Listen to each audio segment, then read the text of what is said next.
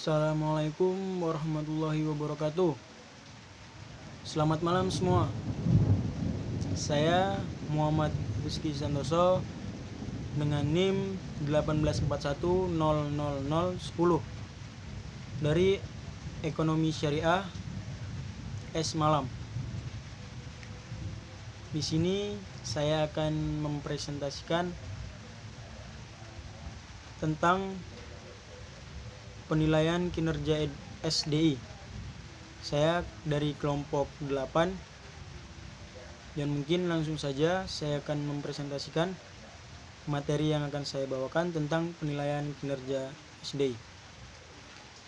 Yang pertama itu pengertian. Pengertian kinerja sendiri itu adalah hasil kerja dan perilaku kerja yang telah dicapai dalam menyelesaikan tugas-tugas dan tanggung jawab yang diberikan dalam suatu periode tertentu atau kasmir. Yang kedua, penilaian kinerja, suatu sistem formal yang secara berkala digunakan untuk mengevaluasi kinerja individu dalam menjalankan tugas-tugasnya atau Mondi dan Noe. Selanjutnya, tujuan dan manfaat. Yang pertama, performance improvements. Yang kedua, compensation adjustment. Yang ketiga, placement decision. Yang keempat, training and development needs. Yang kelima, career planning and development. Yang keenam, staffing process deficiencies. Yang ketujuh, informational inaccuracies and job design errors. Yang kedelapan, equal employment opportunity. Yang kesembilan, external challenges. Yang kesepuluh, feedback atau Webster and Davis. Next, selanjutnya faktor-faktor yang mempengaruhi kinerja. Yang pertama, kompensasi. Yang kedua, jenjang karir. Dan yang ketiga, citra karyawan. Next, selanjutnya faktor-faktor yang mempengaruhi kinerja. Yang pertama, mampu dan ahli. Yang kedua, pengetahuan. Yang ketiga, rancangan kinerja. Yang keempat, kepribadian. Yang kelima, motivasi kerja. Yang keenam, kepemimpinan. Yang ketujuh, budaya organisasi. Kedelapan, kepuasan kerja. Kesembilan, lingkungan kerja. Kesepuluh, loyalitas. Yang kesebelas, komitmen. Yang 12, disiplin kerja. Next, selanjutnya proses penyusunan penilaian kinerja, yaitu identifikasi tujuan, lalu menetapkan standar terhadap suatu jabatan. Selanjutnya menyusun sistem penilaian kerja, mendiskusikan hasil penilaian dengan pegawai, dan yang terakhir penilaian kerja pegawai. Next, selanjutnya metode penilaian kinerja.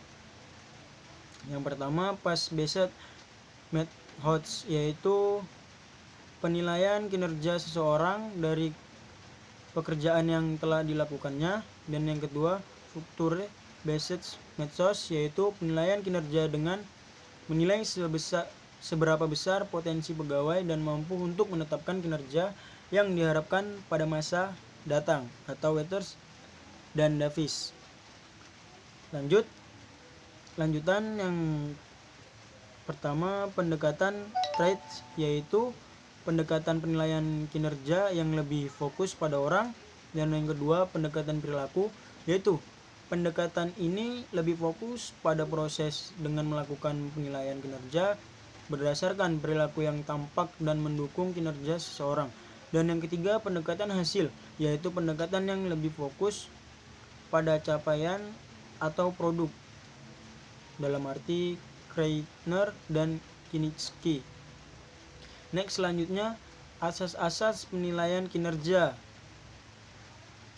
Yang pertama, objektif,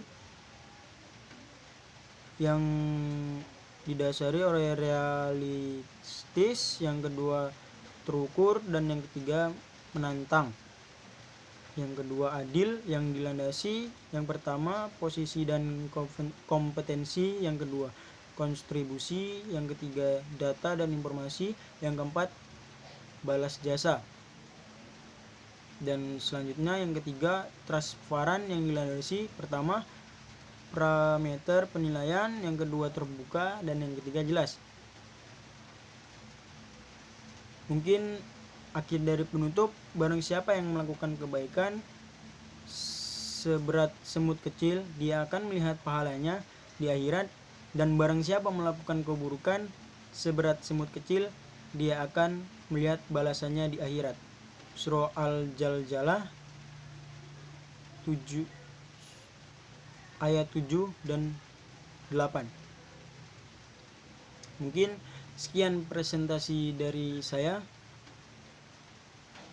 pribadi dari saya. Apabila ada gaya bahasa dan kata-kata saya dalam penyampaian materi ada yang kurang atau kurang jelas ataupun kurang dimengerti, saya pribadi memohon maaf kepada Allah Yang Maha Ampun, dan saya sudahi. Billahi taufiq wal hidayah. Assalamualaikum warahmatullahi wabarakatuh.